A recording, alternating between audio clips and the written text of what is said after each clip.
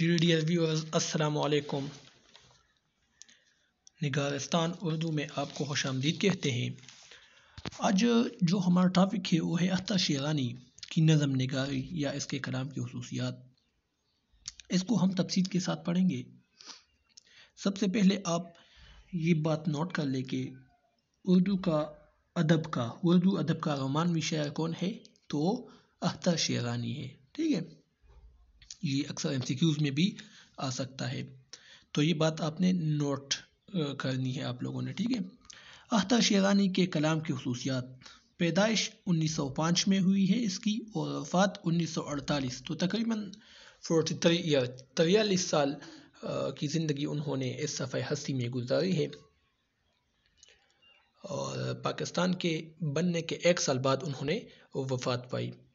اب ہم اصل موضوع کی جانب پڑھتے ہیں۔ یہ تو اس کی تاریخ پیدائش اور تاریخ وفات تھی جو میں نے آپ کے سامنے پیش کیا۔ اختر شیرانی اردو ادب میں رومانوی شاعر کے نام سے جانے جاتے ہیں۔ آپ کو بچپن ہی سے شاعری کا شغف تھا۔ آپ نے رومانوی شاعری کو فروغ دیا۔ اس دور کے بہت سے شعراء میں آپ کی شاعری کا رنگ نظر آتا ہے۔ آپ نے عشق میں ہارے ہوئے شخص، محبوب سے جدائی اور وصال کا احوال لکھا ہے، ٹھیک ہے۔ آپ کی شاعری کی نمایاں خصوصیات ذیل میں پیش کیے جاتے ہیں۔ موسیقیت: اختر شیرانی نے اپنے کلام میں موسیقیت اور غنائیت کا خاص خیال رکھا ہے۔ اس کی شاعری میں موسیقیت اول تا آخر موجود ہے۔ اس مقصد کے لیے انہوں نے خوبصورت اور زوردار قافیوں کا استعمال کیا ہے، اور ساتھ ساتھ الفاظ کے تکرار کا بھی استعمال کیا ہے، ٹھیک ہے۔ یعنی موسیقیت تب پیدا ہو جاتی ہے جب آپ نے خوبصورت قافیے کا استعمال کیا ہو، خوبصورت بحر کا استعمال کیا ہو، اور الفاظ کے تکرار کا آپ نے جب استعمال کیا ہو، تو تب آپ موسیقیت اپنی شاعری میں پیدا کر سکتے ہیں، اور یہ ملکہ اور یہ فن اختر شیرانی کو حاصل تھا، لہٰذا انہوں نے اپنی شاعری میں ان چیزوں کا استعمال کر کے موسیقیت اپنی شاعری میں پیدا کی ہے۔ اس کی مثال آپ کے سامنے ہے: 2 چاند ہیں پہلو میں اب چاند کہیں کس کو، ساقی کو گر کہیں تو پیمانے کو کیا کہیں۔ تو آپ یہ دیکھیں، اس میں ایک روانی ہے: 2 چاند ہیں پہلو میں اب چاند کہیں کس کو، ساقی کو گر کہیں تو پیمانے کو کیا کہیں۔ اس میں ایک روانی ہے، ایک غنائیت سی ہے، ٹھیک ہے۔ دوسری خصوصیت ہے رومانویت، جو اس کی بنیادی خصوصیت ہے اس کی شاعری۔ شاعر رومان آپ کو کہا جاتا ہے۔ اختر شیرانی بنیادی طور پر رومانوی شاعر ہیں۔ اس کی دیکھا دیکھی اس دور کے دوسرے شعراء نے بھی کی ہے، یعنی اس دور کے جو دوسرے ہم عصر شعراء تھے، آپ کے نون میم راشد ہو گئے، معراجی ہو گئے، مجید امجد ہو گئے، فیض احمد فیض ہو گئے، ناصر کاظمی، ایون انہوں نے آپ کی شاعری کی تقلید ابتدا میں کی ہے، چونکہ بعد میں پھر ان شعراء کی ذہنی ارتقاء ہوئی ہے، اس کی شاعری میں پھر تبدیلی آئی ہے، لیکن ابتدا میں وہ آپ ہی سے متاثر تھے۔ اختر شیرانی بنیادی طور پر رومانوی شاعر ہیں۔ اس کی دیکھا دیکھی اس دور کے دوسرے شعراء نے کی۔ آپ نے عشق کیا ہے اور برملا تمام محبوباؤں کے نام اپنی شاعری میں بیان کیے ہیں۔ تو یہ روایت بھی انہوں نے اپنے آپ سے شروع کی کہ اپنے محبوباؤں کے نام اب شاعری میں استعمال کیے ہیں۔ اب اس پر بھی تنقید کیا جاتا ہے کہ اس کے محبوبہ ہے کہ نہیں ہے، ٹھیک ہے۔ کوئی کہتا ہے یہ اس کے خیالی محبوبہ ہیں، کبھی کیا نام ہوتا ہے اس کے محبوب کا، کبھی سلمیٰ ہوتا ہے، کبھی زبیدہ ہوتا ہے، کبھی فرحانہ ہوتا ہے، اس طرح انہوں نے اپنے محبوب کے نام بنائے ہیں، لیکن کوئی کہتا ہے کہ نہیں، یہ حقیقی ہے، اس کا محبوب تھا لیکن وہ اپنے محبوب کا نام نہیں لینا چاہتا، اور کبھی اس کو زبیدہ کہتے ہیں، کبھی سلمیٰ کہتے ہیں، کبھی کیا اور کبھی کیا، ٹھیک ہے۔ تو اس میں اختلاف موجود ہے۔ اختر شیرانی حسن کے متلاشی ہیں، اور اس حسن کو کبھی فطرت میں، کبھی اپنی خیالی دنیا میں، اور کبھی اپنے محبوب میں ڈھونڈتا ہے، ٹھیک ہے۔ رومانویت صرف اسی کو نہیں کہتے کہ بس محبوب سے محبت، نہیں، رومانویت حسن کی متلاشی کو کہتے ہیں، خواہ وہ کہاں پر بھی موجود ہو، فطرت میں ہو، وہ محبوب میں ہو، چاہے کہیں اور بھی ہو، خیالی دنیا میں ہو، تو اس کو رومانویت کہتے ہیں، ٹھیک ہے۔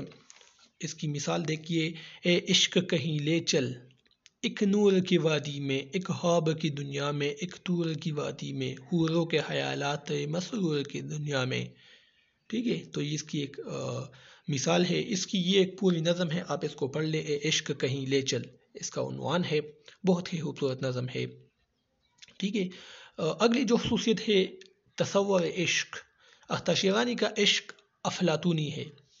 جیسا کہ میں نے پہلے بھی کہا کہ اس میں اختلاف ہے. افلاطونی مطلب خیالی عشق. کچھ کہتے ہیں کہ حقیقی عشق انہوں نے کیا ہے کہ کچھ کہتے ہیں کہ نہیں، یہ اس کا عشق اس کی عاشقی خیالی ہے. اس کی اپنی ایک عشق کی دنیا ہے. جب سماج اس کی عشق کی دنیا میں دخل اندازی کرتا ہے تو اپنے محبوب کو لے کر کہیں اور چلا جاتا ہے. نونمی مراشد کہتے ہیں کہ اس کا عشق خیالی ہے، جبکہ منٹو کہتے ہیں کہ اس کا عشق حقیقی ہے. اب آپ یہاں پر دیکھ سکتے ہیں کہ منٹو کہتے ہیں کہ اس کا عشق حقیقی ہے، اور راشد کہتے ہیں کہ اس عشق خیالی ہے. کس کا؟ اختر شیرانی کا. اور اپنے محبوب کو اصل نام کی بجائے سلمیٰ، عذرا، زبیدہ اور شیرین کو اخفائے راز کی خاطر پکارتا ہے، یعنی جس طرح کہ میں نے پہلے بتایا. ٹھیک ہے. منٹو کہتے ہیں کہ اس کا عشق حقیقی ہے اور اپنے محبوب کو اصل نام کی بجائے سلمیٰ، عذرا، زبیدہ اور شیرین کو اخفائے راز کی خاطر پکارتا ہے. یعنی اس کا اصل نام نہیں لیتا لیکن دوسرے ناموں سے اس کو پکارتا ہے. منٹو کہتے ہیں یہ. ٹھیک ہے. جبکہ نونمی مراشد کہتے ہیں کہ اس کا محبوب نہیں ہے، یہ خیالی دنیا میں اس کا محبوب ہے. وہ کہتے ہیں اے عشق کہیں لے چل، یہی وہ نظم ہے، اے عشق کہیں لے چل. اس پاپ کی بستی سے نفرت کے ہے عالم سے، لعنت کے ہے ہستی سے، ان عشق پرستوں سے، اس نفس پرستی سے. یہاں پر یہ عشق لکھا ہوا ہے لیکن یہ عشق نہیں ہے. ان نفس پرستوں سے، اس نفس پرستی سے. اسی طرح ٹھیک ہے. دور اور کہیں لے چل، اے عشق کہیں لے چل. ٹھیک ہے. تو آپ دیکھ سکتے ہیں یہاں پر سلمیٰ سے عشق. اب یہاں پر سلمیٰ کا نام آیا ہے.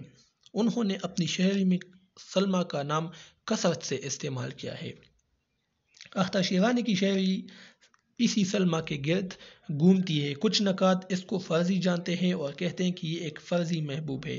کبھی اس کا نام سلمیٰ ہوتا ہے، کبھی عذرا اور کبھی ریحانہ ہوتا ہے، جبکہ بعض کہتے ہیں کہ یہ اس کا حقیقی محبوب ہے. اس سے پاکیزہ محبت تھی، اور جب سلمیٰ کی شادی کہیں اور ہوئی تو یہ شیرانی کے لیے ایک عظیم سانحہ تھا. ٹھیک ہے.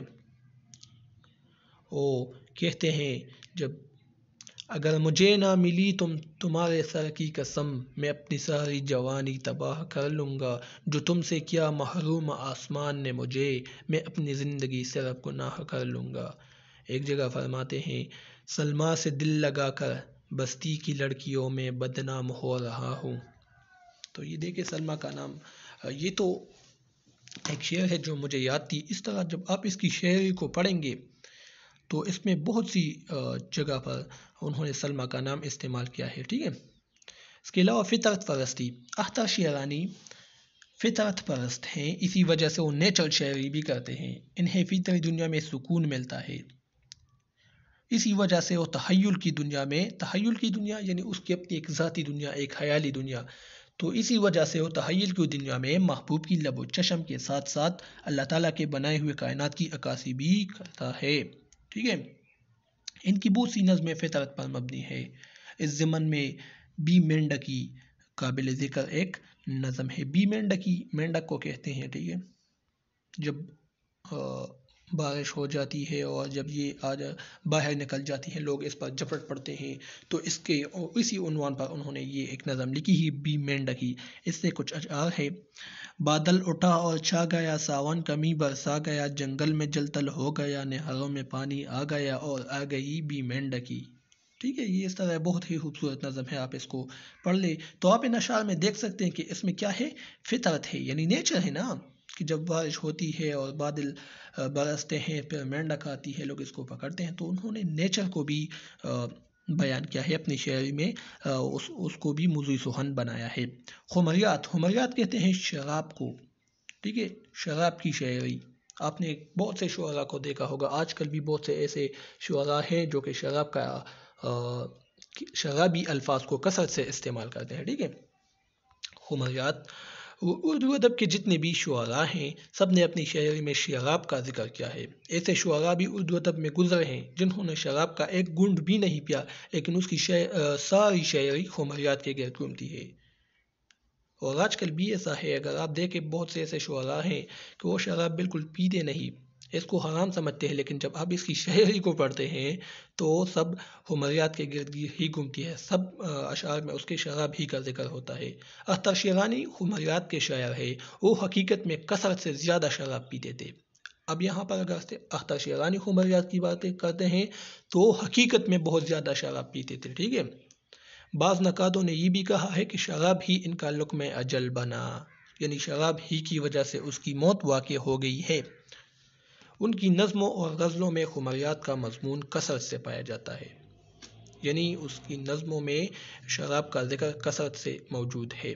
وہ کہتے ہیں کسی حسینہ کے بوسوں کے قابل اب نہ رہے تو ان لبوں سے ہمیشہ شراب پینے دے، سمجھ کر اس کو غفور رحیم پیتا ہوں، نہ چھیڑ ذکر عذاب و ثواب پینے دے، جو روح ہو چکی ایک بار داغدار میری تو اور ہونے دے لیکن شراب پینے دے۔ تو آپ یہاں پر دیکھ سکتے ہیں پوری ایک غزل ہے اس کی جو شراب کے گرد گھومتی ہے۔ تو یہ اختر شیرانی کی نظم نگاری کے حوالے سے کچھ خصوصیات تھی جو میں نے آپ کے سامنے پیش کی، اور امید ہے آپ کو یہ ویڈیو پسند آ چکی ہوگی، اور اسی کے ساتھ آپ مجھے اجازت دیجیے، پھر انشاءاللہ اگلے ویڈیو میں ہم ملیں گے۔ تو اب اجازت دیجیے، اللہ حافظ۔